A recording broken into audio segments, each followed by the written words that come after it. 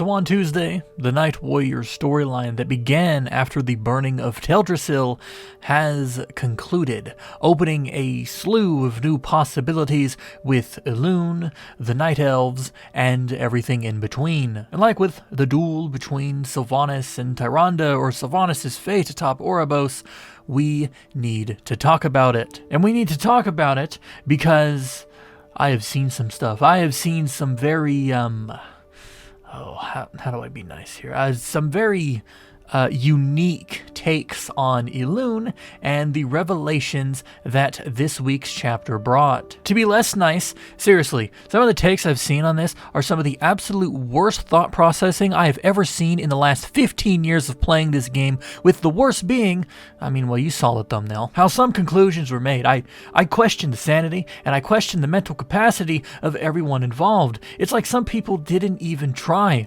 I am not lying when I said that these hot, spicy takes were so bad, so stupid, that I took a week off from Twitter because I just could not handle it. But that being said, there were many that might have been upset by the cinematic, caught off guard by its revelation, or confused as to its contents.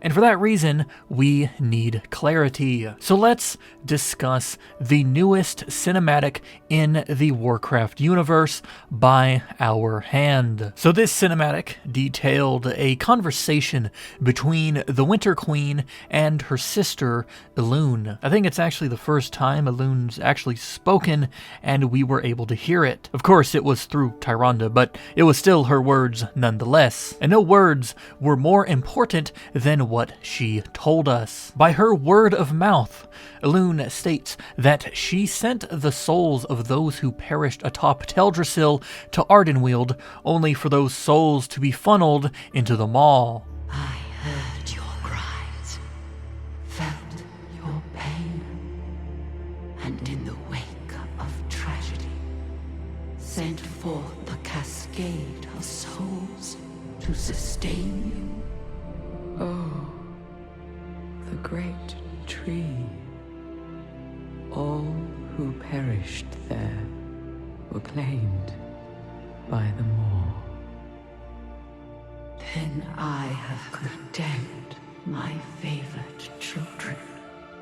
This has been the topic of controversy in the community, and is where those hot takes have all originated from. Because a lot of people have taken this to mean, somehow, someway, that Elune herself aided in the burning of Teldrassil, and I only have one thing to say about that, and I mean this with the utmost sincerity.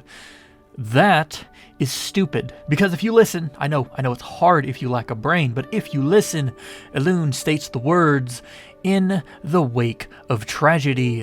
And in the wake of tragedy, sent forth a cascade of souls to sustain you.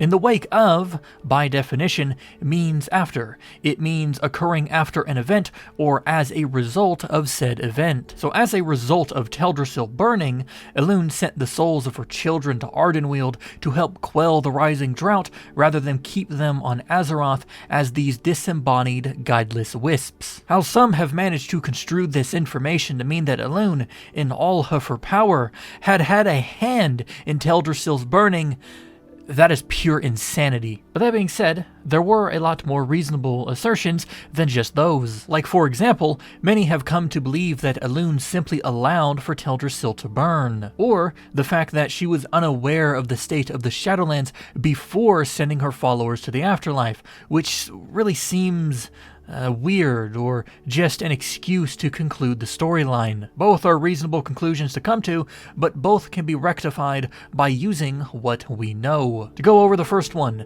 despite popular belief, I do not believe Elune deliberately allowed for Teldrassil to burn, nor for her followers to die. Because if that were the case, she'd be no better than Muzala, who forced his servants to commit suicide so he could gain more power in the afterlife. Elune does not strike me as someone who would even come remotely close to doing that, nor even think about killing her followers or letting them die on purpose in order to help another. For example, Elune was pretty heartbroken that those she let go to Ardenweald didn't make it to their desired destination, so she obviously cares, not just for her sister, but for those she condemned. So to even assert that Elune let her followers die on purpose, I just don't see it. Because Elune represents life, right? She is the embodiment of life, just as her sister is an embodiment of death. Your Winter Queen is bound to her counterpart in the realms of life.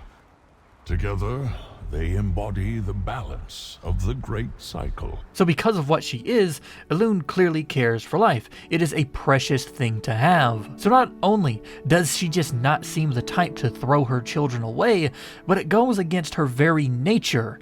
No pun intended. But, if Elune cherishes life, then why did she allow for Teldrassil to burn? If she truly cares for life, how could she allow for something so egregious to take place? Well, that's just the thing.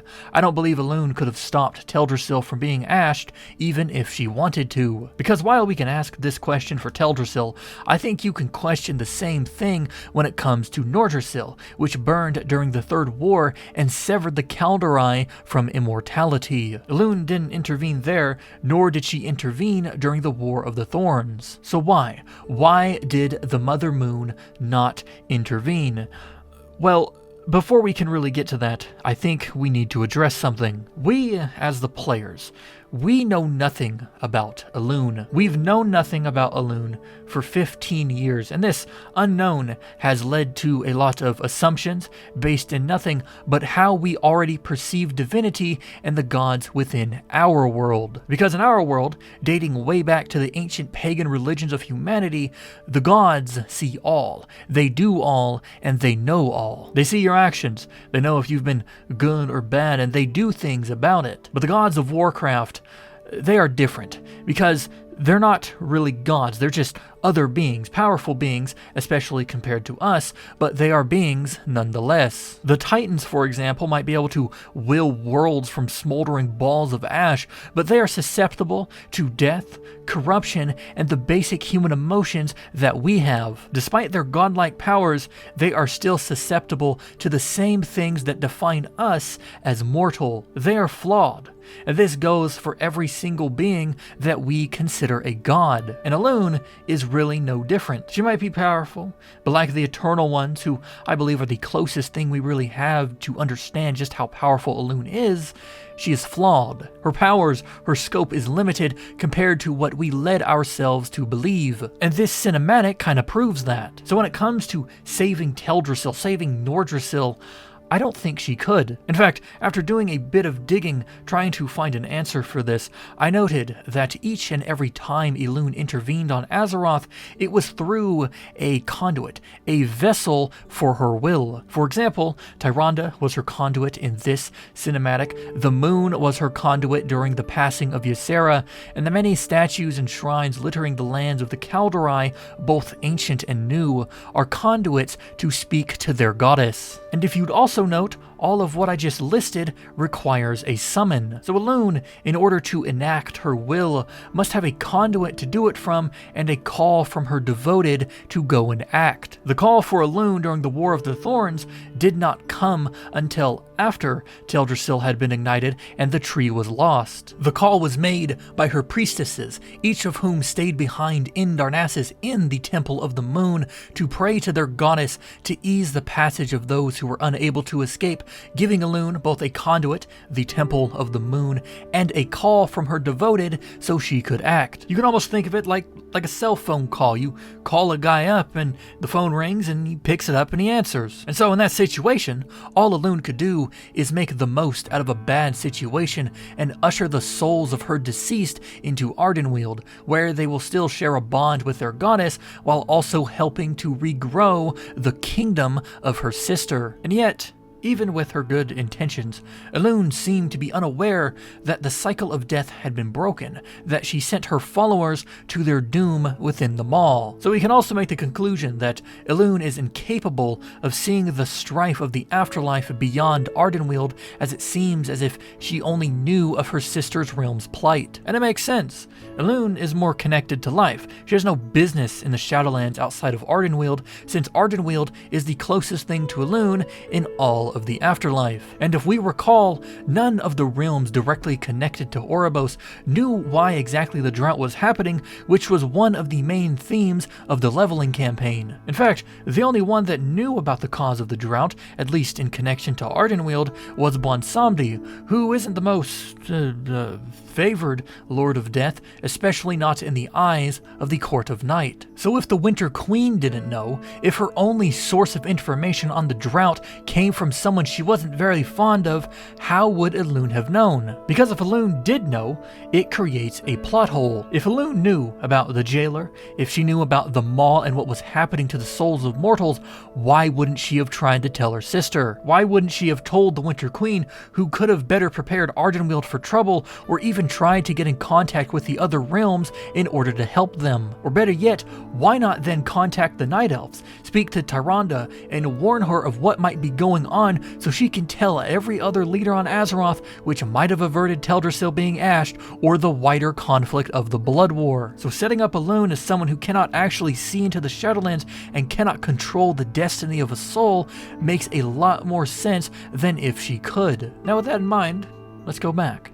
Elune said she tried to send the souls of those who died atop Teldrassil to Ardenweald. If Elune can't see into the wider world of the Shadowlands, if she can't control where a soul goes, how would she have brought them to Ardenweald? Because she basically says that she can control the flow of souls, but then she actually can't. So how does this make sense? Well, to speculate a little bit, my best guess is that even if Elune does not physically exist within the Shadowlands, she is capable of taking in the souls of her deceased, who can pass into both Azeroth and the Emerald Dream as a wisp. But despite her control over a soul coming to and from Azeroth, she actually has no other way to enforce her will on the Shadowlands, so Elune is forced to go through the proper channels in order to get her followers to Ardenweald. In essence, Elune has no other way of sending the Night Elves to Ardenweald besides through the Kyrian and the Arbiter. To further back this up as a reason, Anaya Dawnrunner, someone who perished long before the battle for Azeroth,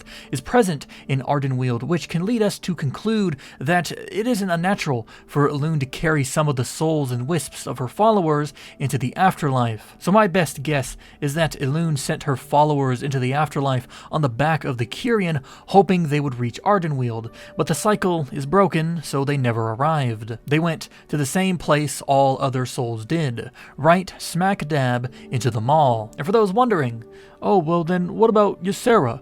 Well, if Elune didn't know about the Maw, if Elune didn't know what was going on there, Elune definitely didn't save the Green Dragon from her fate. So this week's cinematic really reopens discussion into when the cycle of death broke, because we all thought Ysera was saved from the Maw because the cycle had already broke. That is clearly not the case. So hopefully, after all that being said, this video answers some of your questions, gives reasons to some of your thoughts, and makes things sting a little less. And if you have any questions or comments about this video, Warcraft, or its lore, you can leave them in the comment section down below, and I'll be sure to read each and every one of them.